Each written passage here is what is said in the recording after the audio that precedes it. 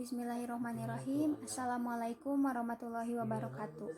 Alhamdulillahirabbil alamin wassalatu wassalamu ala asrofil anbiya'i wal mursalin wa ala alihi washabihi ajmain amma ba'du. Rabbi shrah li sadri wa yassir li amri wahlul 'uqdatam min lisani yafqahu qawli. Pertama-tama marilah kita panjatkan puji serta syukur kehadirat Allah Subhanahu wa taala yang telah memberikan kita nikmat iman, Islam dan juga kesehatan sehingga dapat berkumpul pada diskusi hari ini. Kami kelompok 12 mata kuliah Ulumul Quran yang beranggotakan saya Marsha Salsabila dengan NIM 12120100081 dan rekan saya M. Jimli Fatihin dengan NIM 12120100092 yang akan mempresentasikan materi mengenai ayat-ayat mengelola sumber daya manusia. Pemateri pertama akan disampaikan oleh saya sendiri dan pemateri kedua akan disampaikan oleh rekan saya M. Jimli Fatihin. Baik, saya sebagai pemateri pertama akan menjelaskan mengenai mengelola sumber daya manusia juga beserta tujuan dan fungsinya. Istilah mengelola sumber daya manusia merupakan gabungan kata pengelolaan dan kata sumber daya manusia.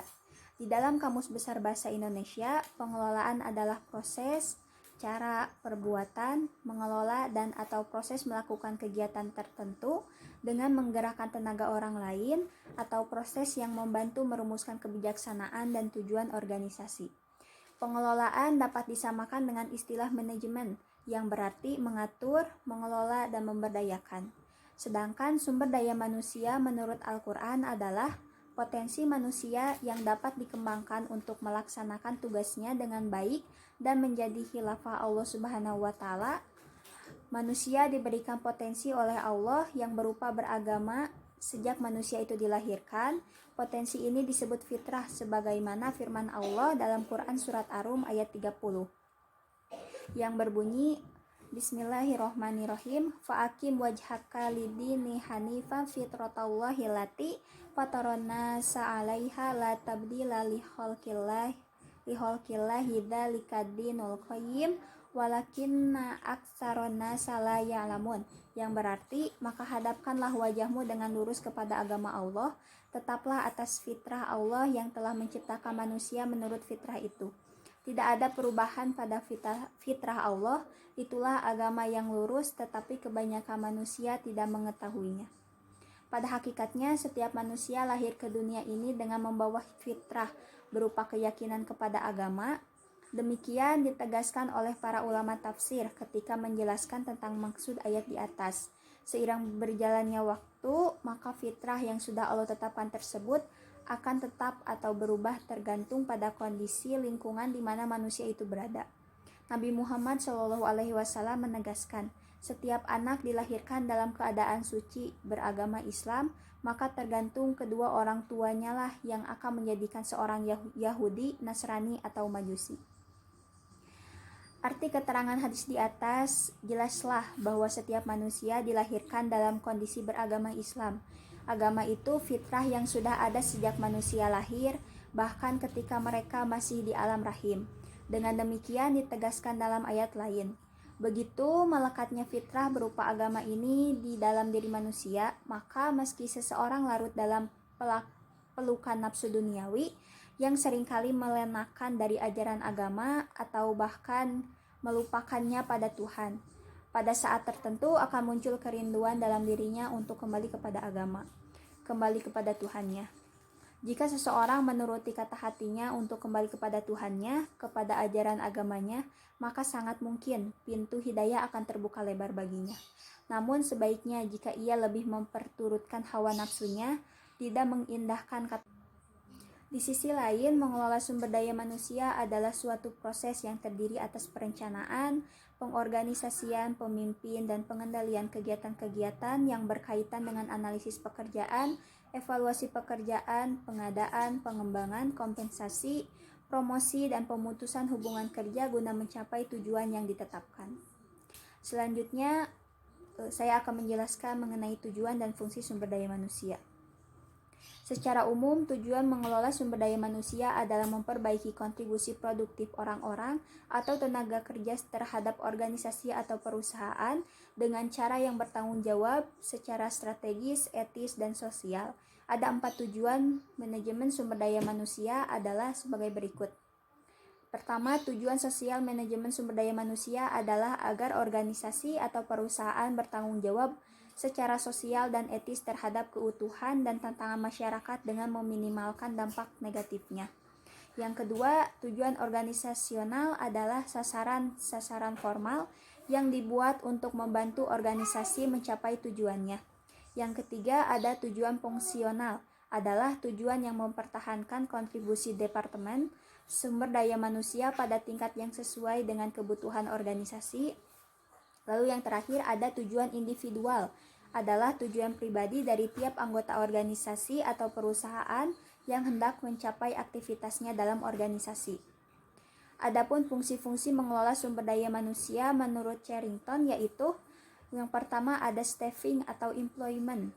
Fungsi ini dari 3 aktivitas penting yaitu perencanaan, penarikan, dan seleksi sumber daya manusia.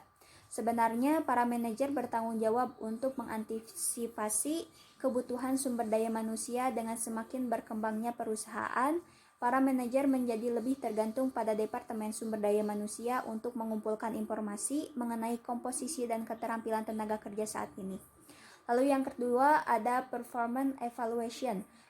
Departemen Sumber Daya Manusia dan para manajer menanggung tanggung jawab utama untuk mengevaluasi bawahannya, dan Departemen Sumber Daya Manusia bertanggung jawab untuk mengembangkan bentuk penilaian kerja yang efektif dan memastikan bahwa penilaian kerja tersebut dilakukan oleh seluruh bagian perusahaan. Lalu yang ketiga adalah compensation. Dalam hal ini, kompensasi atau reward dibutuhkan suatu koordinasi yang baik antara Departemen Sumber Daya Manusia dengan para manajer. Para manajer bertanggung jawab dalam hal kenaikan gaji, sedangkan Departemen Sumber Daya Manusia bertanggung jawab untuk mengembangkan struktur gaji yang baik, sistem kompensasi yang memerlukan keseimbangan antara pembayaran dan manfaat yang diberikan kepada tenaga kerja. Pembayaran meliputi gaji, bonus, insentif, dan pembagian keuntungan yang diterima oleh karyawan. Manfaat meliputi asuransi kesehatan, asuransi jiwa, cuti, dan sebagainya. Lalu yang keempat ada training and development. Departemen Sumber Daya Manusia bertanggung jawab untuk membantu para manajer menjadi pelatih dan penasehat yang baik bagi bawahannya, menciptakan program pelatihan dan pengembangan yang efektif baik bagi karyawan baru maupun yang sudah ada. Terlibat dalam program pelatihan dan pengembangan tersebut, memperkirakan kebutuhan perusahaan akan program pelatihan dan pengembangan serta mengevaluasi efektivitas program pelatihan dan pengembangan. Lalu yang kelima adalah employee relation. Dalam perusahaan yang memiliki serikat pekerja, Departemen Sumber Daya Manusia berperan aktif dalam melakukan negosiasi dan mengurus masalah persetujuan yang baik dengan pihak serikat kerja.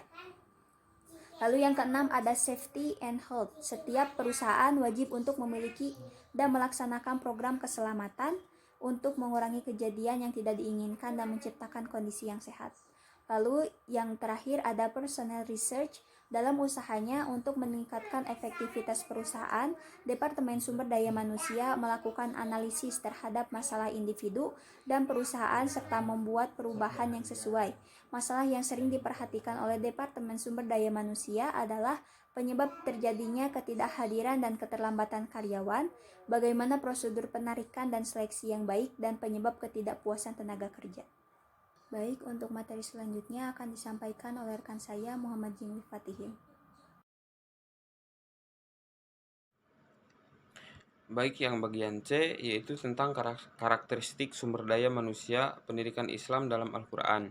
Nah, manusia sebagai sumber daya penggerak suatu lembaga pendidikan, nah terutama dalam pendidikan Islam.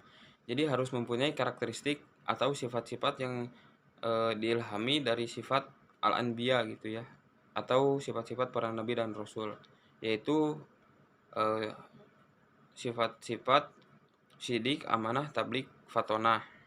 Nah, Sumber daya manusia pendidikan Islam yang berkualitas adalah sumber daya manusia yang memiliki keluasan ilmu pengetahuan atau fleksibel serta responsif terhadap perkembangan yang di berbagai bidang gitu ya, terutama pendidikan.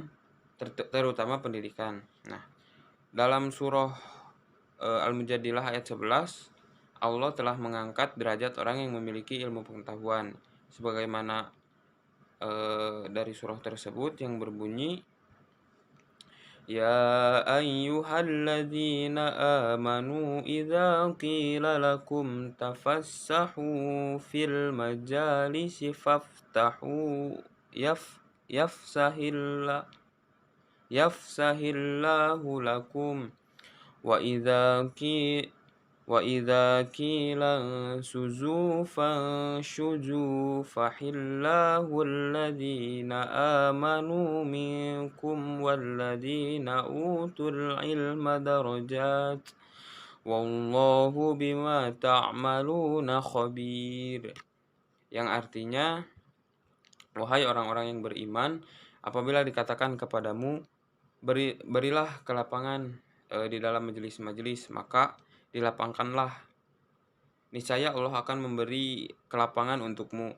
Dan apabila dikatakan berdirilah kamu, maka berdirilah, niscaya Allah akan mengangkat derajat orang-orang yang beriman dan diantaramu dan orang-orang yang diberi ilmu beberapa derajat. Dan Allah maha teliti apa yang kamu kerjakan. Nah, kemudian dari firman Allah Subhanahu wa taala dalam Quran surah Az-Zumar ayat 9, Allah memberikan perbedaan orang yang berilmu pengetahuan dan orang yang tidak memiliki ilmu pengetahuan.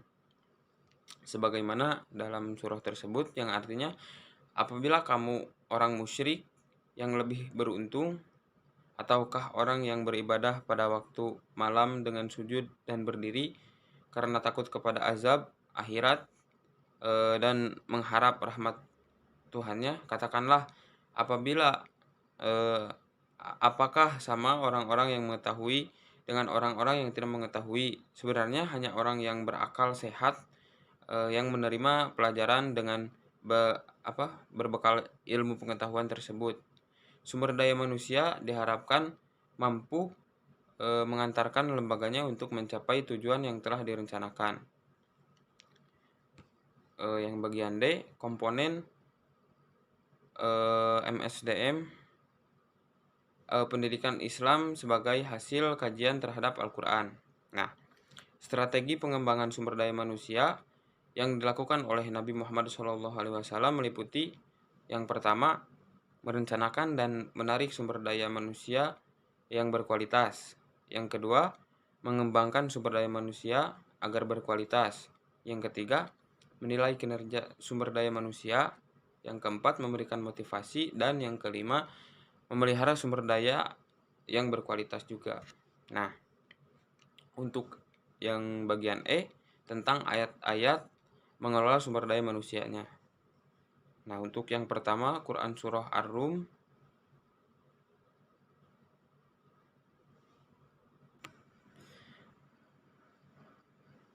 Fa'akim wajhaka lid-dini hanifa fitratallahi allati fataran nasa 'alaiha la tabdila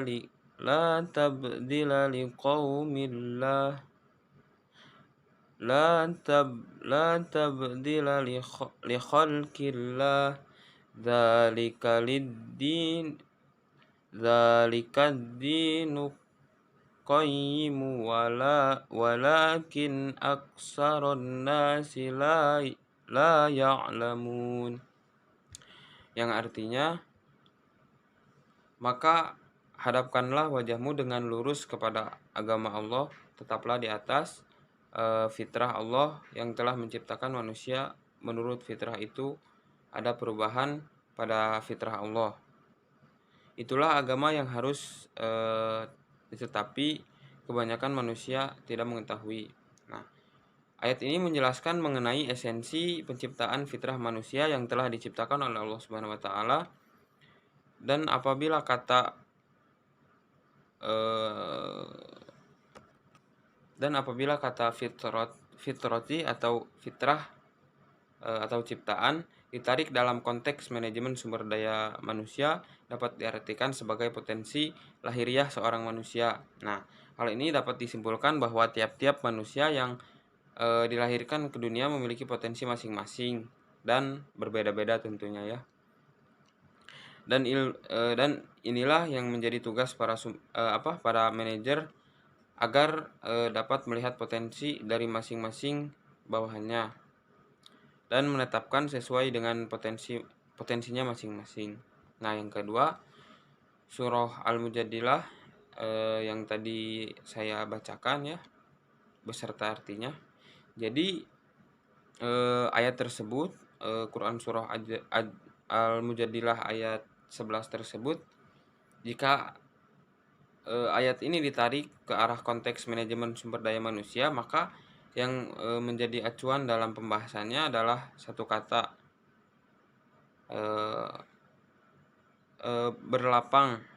berlapanglah.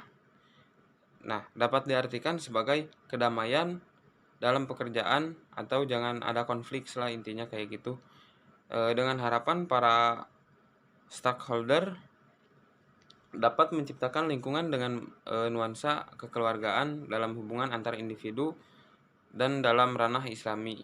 Nah, kemudian dalam artinya ada kata bangunlah, dapat diartikan sebagai besarkanlah. Nah, hal ini berarti apabila seseorang bawahan diberikan amanat dalam pekerjaannya, maka hendaklah orang tersebut mengembangkan dengan sungguh-sungguh, karena dengan usahanya yang semaksimal mungkin itu bisa mendapatkan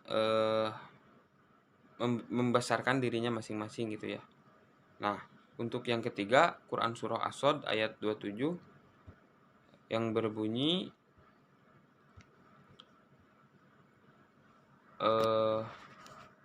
wama khalaqnas sama awal ardo wama bainahuma batila dzalika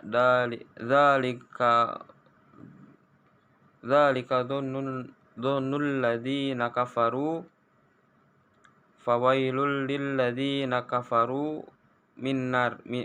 minan nar. Nah, yang artinya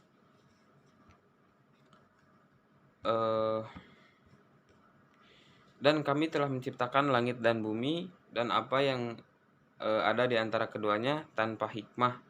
Yang demikian itu adalah anggapan orang-orang kafir. Maka celakalah orang-orang kafir itu, karena mereka akan masuk ke dalam neraka. Nah, jika ditarik jika ayat tersebut ditarik ke dalam sumber daya manusia, nah, Faizal Ripai mengatakan bahwa perencanaan sumber daya manusia adalah langkah-langkah tertentu yang diambil oleh manajemen dalam suatu lembaga guna lebih menjamin bahwa dalam lembaga tersedia sumber daya manusia yang tepat untuk menduduki berbagai kedudukan gitu ya. Nah, jabatan dan pekerjaan yang tepat pula. Manajer adalah satu lembaga pendidikan Islam yang harus membuat perencanaan pegawai untuk memenuhi kebutuhan lembaga ke depannya dan mengontrol untuk menghindari kesalahan penerimaan pegawai. Nah, yang keempat, Quran surah An-Nahl yang artinya barang siapa yang mengerjakan amal soleh baik laki-laki maupun perempuan dalam keadaan beriman, maka sesungguhnya akan kami berikan kepadanya kehidupan yang baik dan sesungguhnya akan kami beri balasan kepada mereka dengan pahala yang lebih baik daripada apa yang telah mereka kerjakan. Nah, dapat ditarik kesimpulan yang apabila dibahas dalam konteks manajemen sumber daya manusia, bahwa kata kebijakan atau solihun dapat juga berarti berprestasi. Hal ini dapat berarti bahwa hendaknya sebagai seorang manajer diharapkan memiliki kepekaan terhadap prestasi dari bawahannya. Dengan kata lain, apabila terdapat bawahan yang memiliki prestasi dibandingkan yang lainnya, maka seorang manajer diharapkan dapat memberikan gift atau hadiah sebagai balas tanda prestasinya. Nah, yang kelima, Quran Surah Al-An'am ayat 162 yang artinya, katakanlah sesungguhnya sembahyangku, ibadahmu, hidupku dan matiku hanyalah untuk Allah Subhanahu wa taala atau Tuhan semesta alam. Nah, dari ayat ini jika ditarik ke dalam sumber daya manusia, bahwa semua akan